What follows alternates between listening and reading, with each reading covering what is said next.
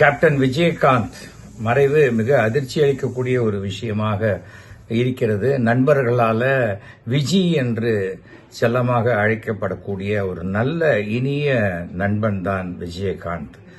40 ஆண்டு கால நட்பு எனக்கும் விஜயகாந்துக்கும். பல படங்கள் நடித்திருக்கிறோம். தமிழ் திரைப்படத்தில் மிக அதிகமான 100 நாட்கள் படமும் சில்வர் ஜூப்ளி படமும் கொடுத்தவர் விஜயகாந்த். நலிந்த நடிகர்களுக்கு என்ன உதவி வேணுமோ அதை உடனடியாக செய்து கொடுக்கக்கூடிய நல்ல மனம். ஒரு நாளைக்கு சுமார் 200லேருந்து 250 பேர் அவர் ஆபீஸ்ல சாப்பிட்டுட்டே இருப்பாங்க. அந்த அளவுக்கு ஒரு பரோபகார குணம். நடிகர் சங்க தலைவராக விஜயகாந்த் இருந்தபோதுதான் நடிகர் சங்கத்தினுடைய கடன்கள் அடைக்கப்பட்டு எந்த கடனும் இல்லாமல் நடிகர் சங்கம் ஒரு கம்பீரமாக இருந்ததுன்னா அது விஜயகாந்த் காலம்தான் பொற்காலமாக இருக்கும். கேப்டன் விஜயகாந்த் என்றால் அந்த கேப்டன்ஷிப்புக்கு உண்டான அனைத்து தகுதிகளும் நிரம்ப பெற்றவர், மிக நேர்மையானவர். அதனால்தான் அரசியல் அவருக்கு சரியா ஒத்து வரல. நான் நினைத்ததை சொல்லக்கூடிய ஒரு மனோபாவம் அவருக்கு. நிறைய டைரக்டர் தயாரிப்பாளர்களை உருவாக்கி அவர்களுக்கு பெரிய வாழ்க்கை கொடுத்தவர் விஜயகாந்த். அவருடைய ஆத்மா சாந்தி அடைய வேண்டும் என்று பிரார்த்திக்கிறேன். அந்த குடும்பத்தாருக்கு என்னுடைய அனுதாபங்களை தெரிவித்துக் கொள்கிறேன். விஜயகாந்த் கடவுள் நம்பிக்கை மிக்கவர், தான தர்மம் எல்லாம் செஞ்சவர். அவருக்கு கண்டிப்பாக சொர்க்கத்தில் ஒரு இடம் உண்டு. அவர் ஆத்மா சாந்தி அடையட்டும். என் இனிய நண்பர்களே, தோழர்களே, உங்கள் பாஸ்தர்களுடைய ராஜா பேசுகிறேன். சில நேரங்களில் சில விஷயங்களை சந்தோஷமாக பகிர்ந்து கொள்ள வேண்டியிருக்கிறது. சில நேரங்களில் சில விஷயங்களை வருத்தத்தோடு பகிர்ந்து கொள்ள வேண்டியிருக்கிறது.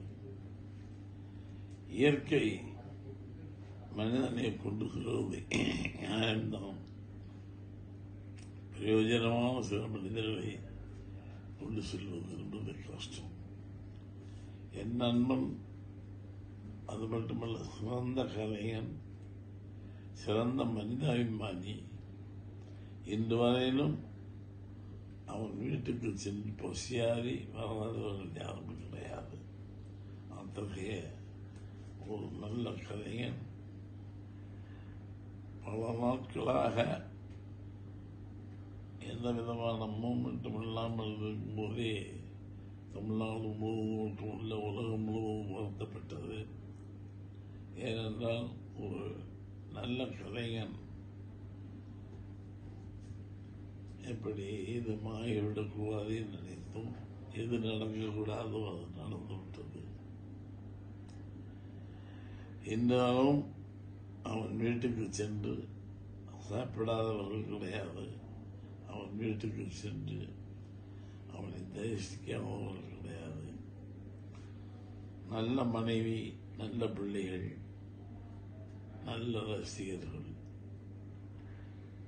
இவ்வளவு சீக்கிரமாக அவரை கடவுள் அழைத்துக் கொள்வான் என்று நினைத்துக் கொள்ள பார்க்க முடியவில்லை. அது கஷ்டம். காலை செய்தி கேட்டவுடனே என்னன்னா, அவன் கலைஞன் மட்டுமல்ல, மிக சிறந்த ஃபைட்டர். நல்ல கலைஞன், நல்ல ஃபைட்டர், நல்ல இறக்க சிந்தாலே. யாருக்கு என்ன பண்ணணுமோ அவன் அந்த காலகட்டத்தில் பண்ணுவான். சினிமா நடிகர்கள் சம்பாதிக்கலாம், ஆமாம், சம்பாதித்து பிறருக்கு கல்வி கொடுத்தவன் விஜயகாந்த். விஜயகாந்தோட ஒரு படம் தான் செய்திருக்கிறேன்.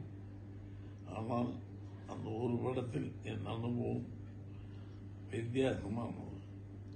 விஜயகாந்தோடைய படம், ஆனால் அவரோடு நடித்து அவரோடு பழகி பார்த்தவர்களுக்கு தான் தெரியும் அவன் எவ்வளவு பெரிய மனிதன் என்று. அத்தகைய மனிதன் மறைவு என்பது தமிழகத்திற்கு மட்டுமல்ல, உலக தமிழர்களுக்கு அத்தனை பேருக்கும் ஒரு பெரிய இழப்பு.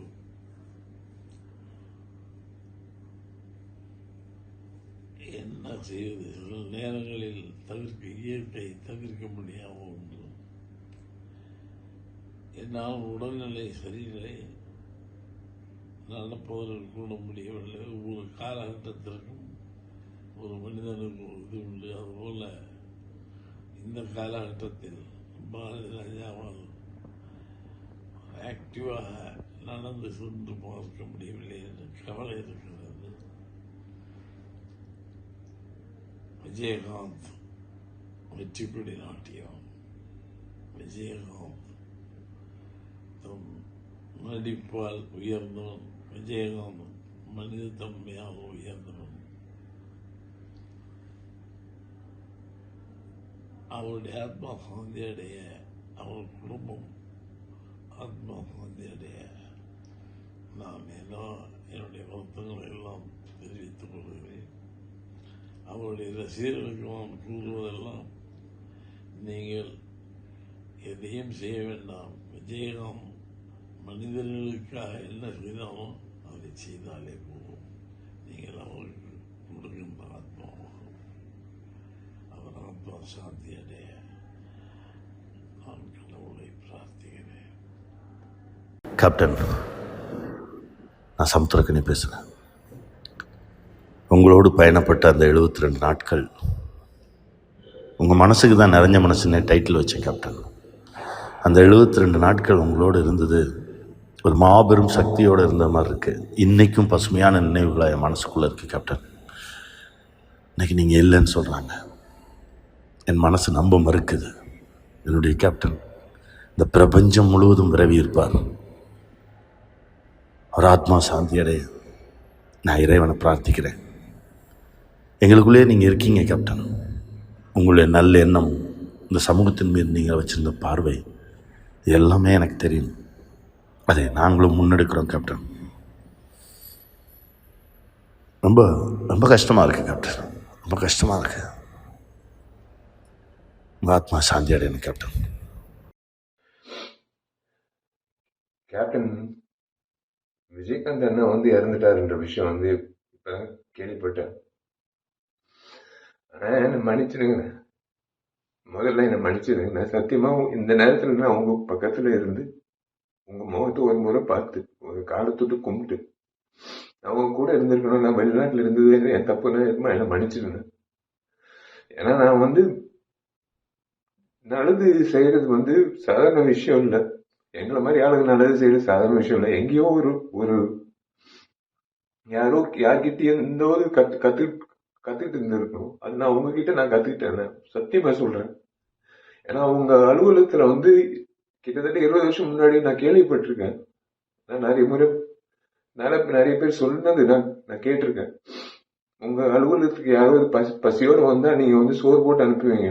அதேதான் நானும் செய்யணும் அப்படின்னு இறங்கினேன். அதே மாதிரி நீங்க எவ்வளவு உதவி பண்ணியிருக்கீங்க இந்த சமுதாயத்துக்கு. இன்னைக்கு ஒரு அரசியல்வாதியோ ஒரு நடிகர் சங்க முன்னாள் தலைவரோ இழந்ததை விட ஒரு நல்ல மனிதர் இழந்ததுதான் என்னால ஜீர்ணிக்க முடியலன்னு. இன்னைக்கு நடிகர் சங்கத்துல நாங்கெல்லாம் பொறுப்பேற்றதுக்கு அப்புறம் உங்களை சந்திக்கும் போது பிரேமலதா அம்மா சொன்ன ஒரே விஷயம் தான், நீங்க அந்த பதக்கத்தை மீட்டுட்டு எடுத்துட்டு வரும்போது உங்க வீட்டு நகை கூட அந்த அளவுக்கு நீங்க